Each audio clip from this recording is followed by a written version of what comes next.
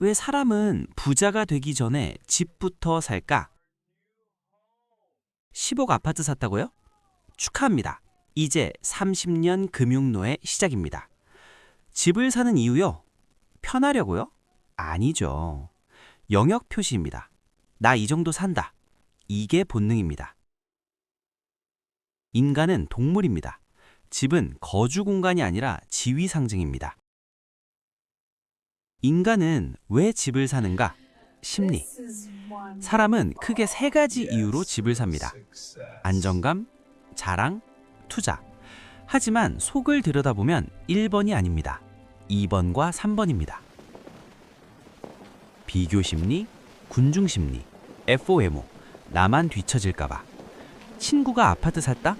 SNS에 인증 올렸다? 그 순간 당신의 뇌는 이렇게 말합니다. 나만 뒤처지는 거 아니야? 이게 시작입니다.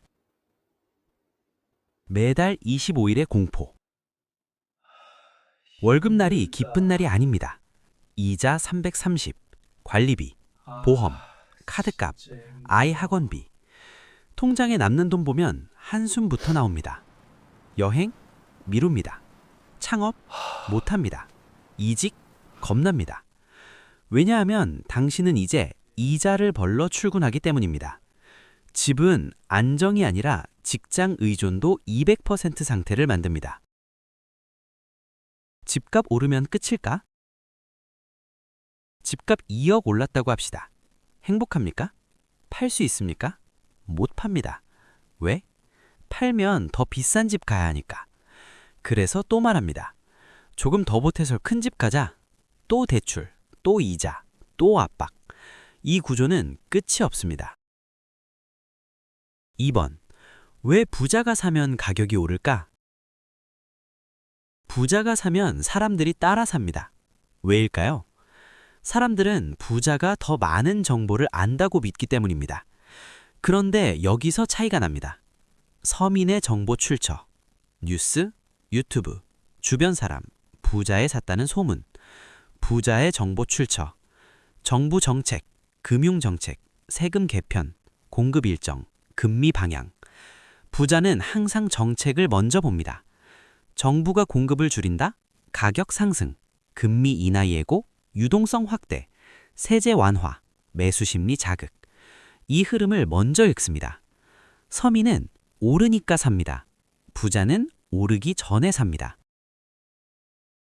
그리고 벌어지는 일. 10억 아파트, 8억 대출, 금리 5%면 연 이자 4천만 원, 한 달 330만 원 이자. 여기에 원금 상환, 생활비, 자녀 교육비. 결과는 뭡니까? 여가 없음, 투자 여력 없음, 퇴직 후 현금 흐름 없음. 집은 있지만 현금이 없습니다. 이걸 우리는 부자라고 부르지 않습니다. 4번. 진짜 부자들은 왜 집부터 안 살까? 여기서 반전입니다. 부자가 될 사람들은 먼저 현금 흐름을 만듭니다. 사업, 지분 투자, 금융 투자, 시스템 수익. 집은 마지막입니다. 왜냐하면 집은 돈을 벌어주는 자산이 아니라 돈을 묶는 자산이기 때문입니다. 예시 1. 마크 저커버그. 그는 창업 초기에 집부터 사지 않았습니다. 회사를 키웠습니다. 지분을 늘렸습니다. 자산이 수십조가 된 뒤 그때 부동산을 늘렸습니다.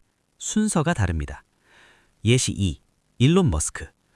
그는 한때 집을 거의 정리하고 현금과 사업에 집중했습니다.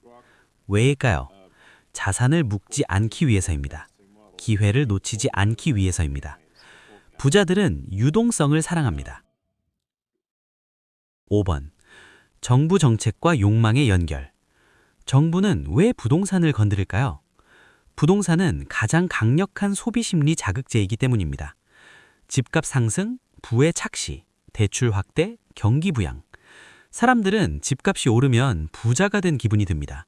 이게 욕망 자극입니다. 하지만 실현 전까지는 종이 위의 숫자일 뿐입니다. 6번. 부모는 왜 자식에게 집 사라고 할까? 부모 세대는 집 상승 시대를 경험했습니다. 그래서 말합니다. 집부터 사라. 하지만 시대는 다릅니다. 저성장, 고금리, 인구 감소. 같은 공식이 통하지 않을 수 있습니다. 7번. 두 친구의 선택. A. 10억 아파트 매수, 8억 대출. 그러면 30년 상환. B. 전세 거주, 10억으로 사업 투자. 그러면 월 500 현금 흐름. 누가 더 자유로울까요? 집이 있는 사람? 아니면 시간과 현금이 있는 사람? 결론.